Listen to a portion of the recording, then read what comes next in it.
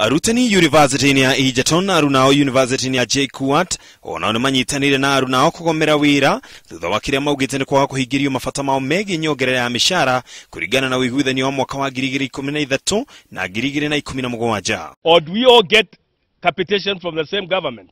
We are waiting to be paid, and there will be no academic activities until all arrears have been paid, that is arrears for the 4 months, and the salaries have been enhanced. We are not asking for anything which is out of the common domain. It's all known that we got a salary hike, but it has not been paid. Muthenya wa gatatu kuma Arutani a University maige miro ya othi muikariri gite wa kiama kia acio University ya Egerton Fred Mwangangi athiete na mbere na gukinyiriria ati matigocoka wira o nginya makaya mao maiguo. No teaching, no research, no nothing within the academic environment. So all our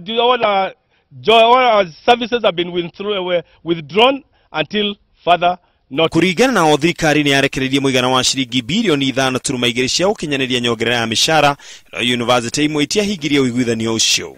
Parliament allocated 5.2 billion to cater for this CBA. That is the money we are waiting for. I wish the government could tell me the money has been wired to university accounts. I will call off this strike immediately. But you can't tell me that you never budgeted for it.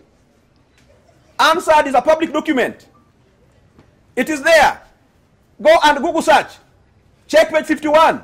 5.2 billion is allocated for public universities for this CBA.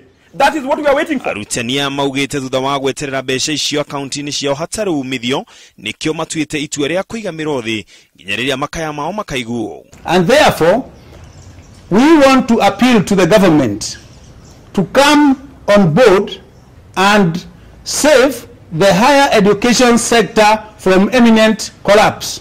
Look, even at the time when we were negotiating, where did our government get the 10 billion? Why was not that 10 billion started being paid in 2013, 2014? Fotera Inooro TV jitagwo Ken wa Kuraya.